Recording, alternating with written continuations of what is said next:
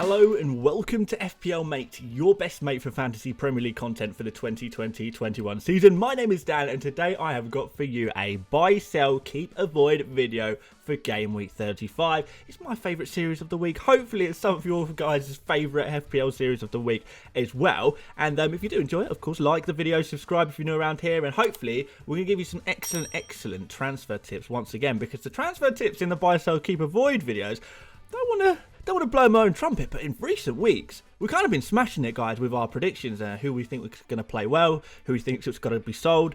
We've been doing pretty well, so hopefully we can continue that trend today. I'm going to continue to try and put my neck on the line with some of my shouts a little bit, so hopefully, at the very least, this is going to be entertaining for you. But before we crack on, a quick word from our sponsors, which is, of course, OneFootball, once again. So for those of you who don't know what OneFootball is, it's a great app / website for all things football. I personally use the OneFootball mobile app to check up on lineups, scores for games I'm perhaps not watching around the world. You know, there's going to be international games soon, so definitely going to be wanting to use OneFootball for that. Of course, we've got the transfer window's opening soon, so there's going to be all kinds of transfer news and gossip on the app as well. It's all in one place. It's just an excellent app if you love football. It's completely free, and you can check out the link in my description, and it helps support the channel too, so why not? Go check it out, guys. So very quickly, buys a players you probably don't have but should consider bringing in, sells a players you probably have but should consider removing, keeps a players you probably have and should keep, and avoids a players you probably don't have and should avoid bringing in.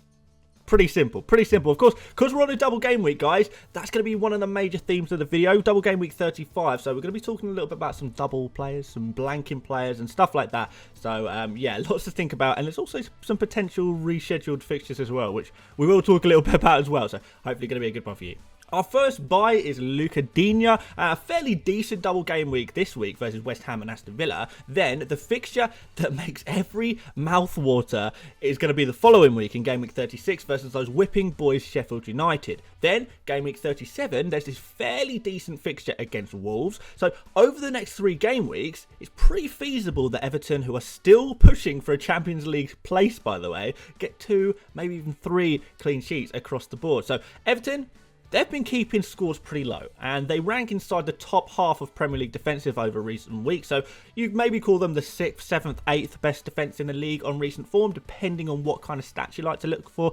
And just for those reasons, it might be pretty nice to go for an Everton defender this week. So who do we go for? Well, Michael Keane is a player I've spoken about before. For 5 million, Keane will play the vast majority of games he's available for, and you'll probably call him Everton's #1 first choice centre back. Keane offers an excellent threat from set pieces too.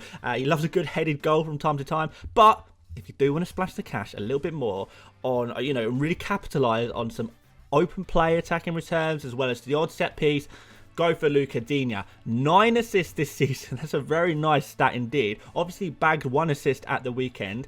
He's a key man in Everton's attacks with his creative ability crossing into players like Calvert-Lewin, Richarlison. There's a lot to like about Digne, and that's why his price is so high. If you can't afford him, like I say, Keane is very much your man when fit, which he is fit right now. But if you want that extra bit of predictability, you want that player who is 100% nailed on. Digne is kind of the most nailed on player, arguably in Everton's entire team. He's just going to be gold for the next 2 game weeks, so go for him if you can. I think investing in the Everton defence is going to be differential. I don't think a lot of people are going to be doing this, and yet it's a safe differential. It's a sensible differential that is very easy to predict that actually it's going to go quite well, plus it's a differential. So, you know, it's a win-win there. It's a really good shout.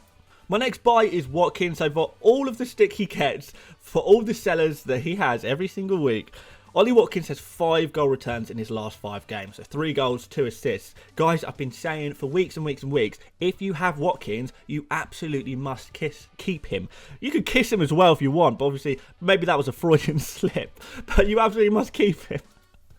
The fixtures aren't great, but they haven't been for a while, and yet he keeps kind of scoring, doesn't he? And just like Digne, he's one of those players who's guaranteed to have a double game week this week, and he's guaranteed to also play next game week. So no blanks, unlike a lot of the double game week players for this week that people are going for. A lot of those players blank in game week 36, so it's kind of like, you know, it's the same situation, 2 games in 2 game weeks. This guy and Digne, 3 games in 2 game weeks, which is exactly what we like, right? So when we're talking about the combined points of game week 35 and game week 36, then Everton, they're your friends. Villa, they're your friends. Now, I would probably not be going for a Villa defender Not really interested in that, just because looking at the fixtures, you probably agree with me that despite the doubles, we're probably not going to be seeing a lot of clean sheets here. There's not too much, and Villa's defence has dropped off in their performances a little bit as well. But in attackers, we're a little bit more interested, and Watkins seems to be able to pick up points against anyone. So recently he's got goal returns against Everton, City, Liverpool. Earlier on in the season, you know, Arsenal twice. He scored, was it 19 points against Liverpool at the beginning of the season as well. He's a player who plays every minute of every match. He's playing constantly in and around the box. He doesn't get a huge amount of chances, but the chances he does get are always in the right areas. Sometimes people say he's lucky to get points. Sometimes people say other times he's unlucky to get points. But when you play that amount of football, spend that amount of time in the attacking areas, and are that much of a focal point as well in your team, points inevitably do come. And the points seem to continue to come. So what do points mean? Well, they mean we get to beat our mates and colleagues in our mini leagues, don't they? So consider buying Watkins, and yeah, let's go. On to some sells. We're going to start off with Ilkay Gundogan. This is your, I guess, weekly reminder to sell Gundogan. Honestly, I can't believe how long some of you have held on to him. He's still in a lot of teams, even at the highest level, even some of the best players in FPL, you know, people in the top 10k, people in the top 50k, whatever, they still hold on to Gundogan for some reason, and yet he's doing nothing. 3 shots, all outside the box, no shots on target, no big chances, 0.05 expected goals in 5 game weeks, only 3 key passes, no big chances created, no goal returns whatsoever, not even close. Minutes limited to pretty much under 50% of available minutes at this point, now that Man City are kind of solely focused on the Champions League. The Premier League is already nearly wrapped up for them, and even if Gundogan was playing every week, even if he started playing every game, the positions that he occupies on the pitch, his role within the team, it's just not the same. It's literally, it's not the same as it was in sort of maybe late December through to February. Gundogan is just not the same player. And I don't mean he's gotten worse necessarily, but I mean his role is different. So, for example, if Harry Kane started playing at left back, we probably all consider selling him, right? Because he wouldn't be in those attacking areas. He'd have less opportunities to create as well. And this is kind of the exact same situation. Guys, Gundogan, he served us all very well, me included. He was my triple captain, right? But this was months ago. Midfield slots are incredibly valuable. Cut the umbilical cord. That was... Let's move on. Next sell is Creswell. I'm a poet and I didn't even know it. I feel like maybe I've said this enough by now, but West Ham's defence, I just do not rate at all at the moment. And underlying stats, they're kind of putting them as one of the worst defences in the league too. So over 15 shots conceded per match, 2.3 big chances conceded per match, 1.83 expected goals conceded per match, 2 goals conceded per match, and a clean sheet probability per match of just 15%. So that's really quite shocking, isn't it? Now, although the fixtures are green, the remaining fixtures are all kind of against teams who are more than capable of scoring a goal. Even Brighton, if you go look at Welbeck, and people will say, yeah, but we like Creswell for the attacking returns. Attacking returns, you know, what you really mean by that is the occasional assist. And yes, he does get the odd assist, but I feel like for the premium money you're spending, you could kind of do a lot better. So first of all, West Ham have no double game weeks remaining. This is a game week where you probably want to actually shift out a player who has 4 remaining fixtures and replace them maybe with someone who has 5 remaining fixtures. Then, let's look at who those players are who have those 5 remaining fixtures. You've got players like Trent Alexander-Arnold, Luca Digne, Luke Shaw, the players who double this game week. So you've got like Chelsea defenders, Leicester defenders. Maybe you wouldn't want to bring in a Chelsea or Leicester defender this week, but they're higher priority to keep them in your team for sure. I think Creswell is kind of a really easy defender to lose right now, particularly if you've got your eyes on a slightly more expensive defender, just so you can sort of facilitate that cost a little bit. And oh, by the way, guys, the stats you see on screen right now, I know Creswell's been injured, but the stats I've put on screen for you, those are the last 5 games that Creswell has featured in. So he's featured in each of the last 5 games that I've recorded the stats for, just so I can give you a fair, balanced view of the fact that actually kind of not creating or shooting or doing very much of what we really like and what we would expect in terms of the attacking contributions. So, yeah, it's just not been offering very much at all. And I think the style of West Ham's play is just kind of not suited an attacking version of Creswell, maybe. And his defensive duties have increased that little bit. So, do it, sell him, let's move on. Right, your first keep is Patrick Bamford. And at the time of recording, Bamford is the most sold player of the game week by a long way. And I know some of you guys watching will have already sold him. A lot of you would have already sold him just because the stats are telling me that that must have happened. 120,000 people have sold him at this point. We're only on Tuesday, remember. So I'm expecting a lot of you, more of you, are considering selling him based on that trajectory. And I'm here to try and convince you to not do it. In some ways, I do kind of get it. I get why in some specific instances, it would be okay to sell Bamford. He's kind of not performing well, amazingly recently. That's kind of worrying. I kind of get why some people would sell him if they had a particular transfer in mind or a plan or a player they much prefer to have and not really any other options to move around their team. But for him to be sold by pretty much every active manager that has him, which is the situation we find ourselves in, that's pretty crazy. And it's crazy for a few reasons, because Bamford really is not as bad of a pick as the transfers out suggests. First of all, let's look at the underlying stats. Sure, he's not shooting a lot, but as you can see, the fact that all of his shots have been in the box, more than half of his chances have been big chances, that his chances that he's getting have been of high quality. For reference, Bamford has the same amount of big chances as Iheanacho, for example, over the past 5 games. So that's pretty good.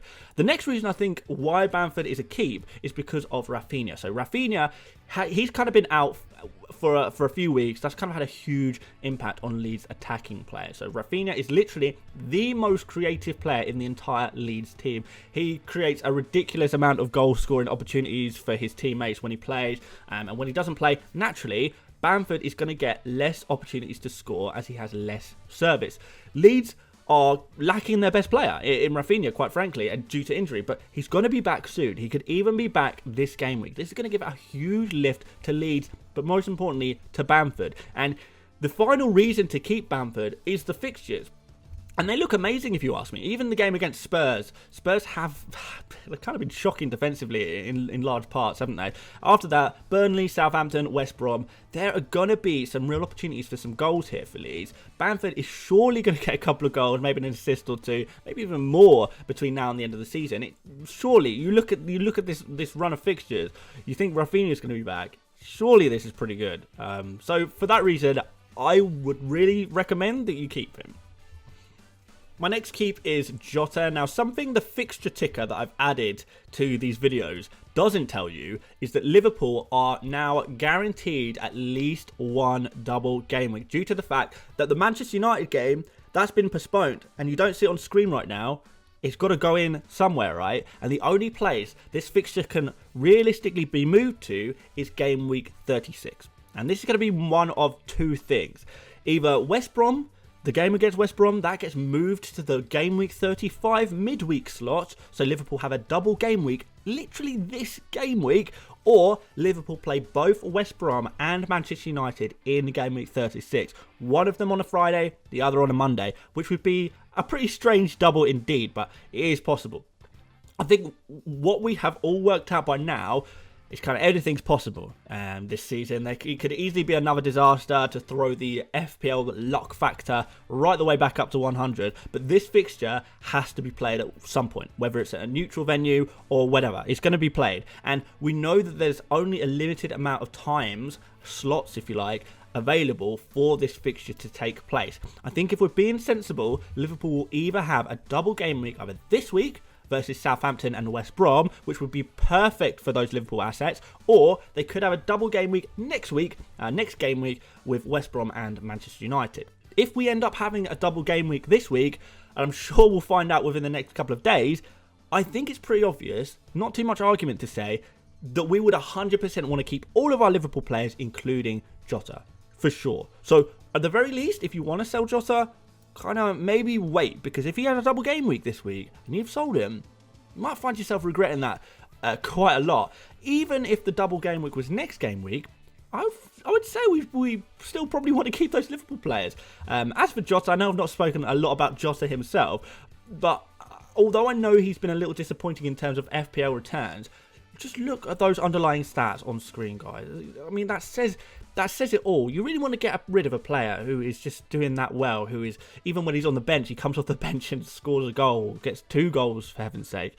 No way. His underlying stats are amazing. He is primed and ready to get some FPL points. It really, really is. The fixtures are fantastic. You've got this double game week at some point.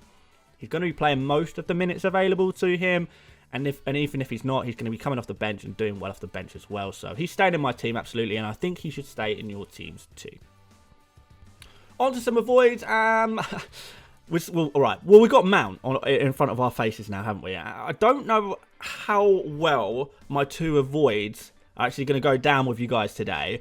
I think one of the main tips for this game week is to sell a player who only plays once in Game Week 35 and bring in a player who plays twice in Game Week 35. If you're watching this video, if you're watching this channel, I'm not going to patronise you guys. I'm guessing that fact is pretty obvious to you already, that you should avoid players who only have a single player in Game Week 35. We shouldn't be buying players who only play once in Game Week 35 when we could pick a player who plays twice, right? So with that said, I've picked out two players that double in Game Week 35 who I think will be popular transfers, but I think may burn you in the long run, because I don't want to patronise you by saying, you know, like avoid buying someone who's really bad, because you guys know that already.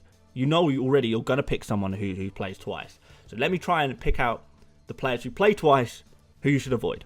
I hope that makes sense. Yeah, we'll start off with Mason Mount. So as with any Chelsea players, yes, they have a double game week, but look at the fixtures. Man City and Arsenal, two really tough games against teams who don't concede that many goals really, followed by a blank, so literally no opportunity to score any points whatsoever, and then a game against Leicester, who again, really tough, won't concede many goals.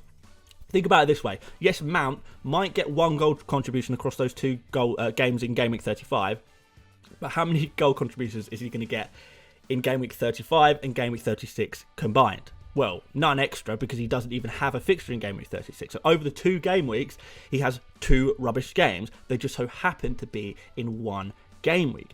In 3 game weeks, when we add Leicester to the mix, he has 3 rubbish games. How many goal contributions do you honestly think Mason Mount is going to get against City, Arsenal and Leicester? Not very many again. Maybe even less if you consider now that Mount could be rested and prioritised for the Champions League, for the FA Cup final. Those are going to be the priority competitions, you would say. So Mount is going to be maybe rested a little bit too. But this kind of, it just seems like, even though he is a really good player, and he clearly is a really good player, this doesn't seem like the right time to actually buy him into your team. Maybe if you've already got him, you keep him. But I don't know about buying him. Even if he does have a double game week, not all double game weeks are born equal. And if you are telling me he's just a 1 week punt, I just want him for this double and then we're going to move him on, whatever. I personally would rather go for Wilfried Zaha at the same price, who plays against Sheffield United and Southampton and then doesn't blank in game week 36. So to me, it's an easy avoid for Mason Mount. My final avoid and my final player of the video is Iheanacho. This is one, again, is going to be controversial, but I mean, what would you rather me do? Would you rather pick out some players to avoid that, you know, any idiot would know to avoid, or try and offer some insight and maybe pick out some players that maybe some people are considering buying, and maybe I can offer some opinions that maybe you haven't thought of? Can you imagine how boring this video series would be if I just told you every single game week, yeah, avoid Kepa Arrizabalaga? Imagine if I said that every week. But no.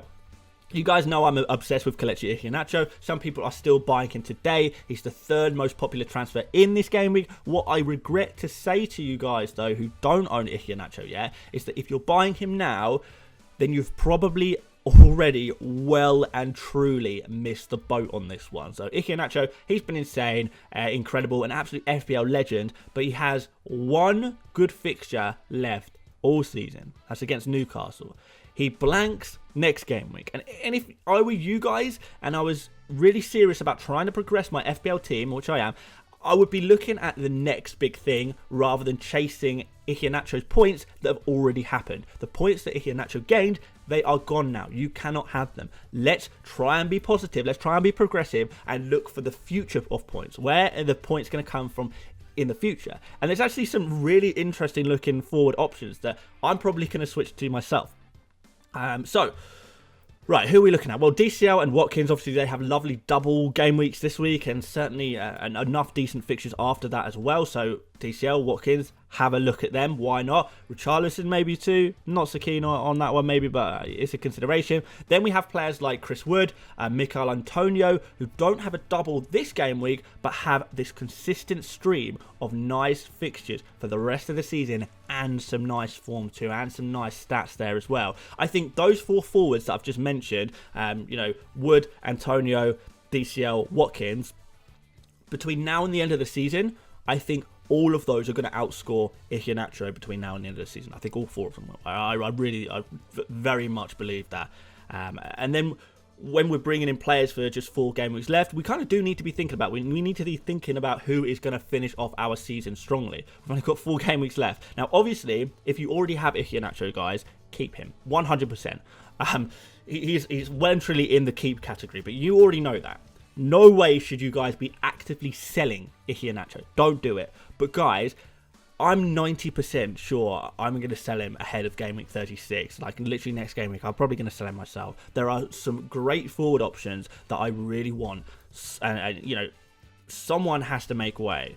In the final 3 game weeks, Iheanacho plays 2 games. Chelsea, who don't concede any goals ever, and Spurs. Kind of an average fixture. That's it. So whilst he's a decent option for Game Week 35, as soon as Game Week 35 is over, we're on Game Week 36, suddenly you're not going to want him. So I would personally prefer to plan for 3 or 4 game weeks when there's so little of the season left, rather than just one individual game week. So avoid the absolute legend, and he is still a legend, that is Kelechi Iheanacho.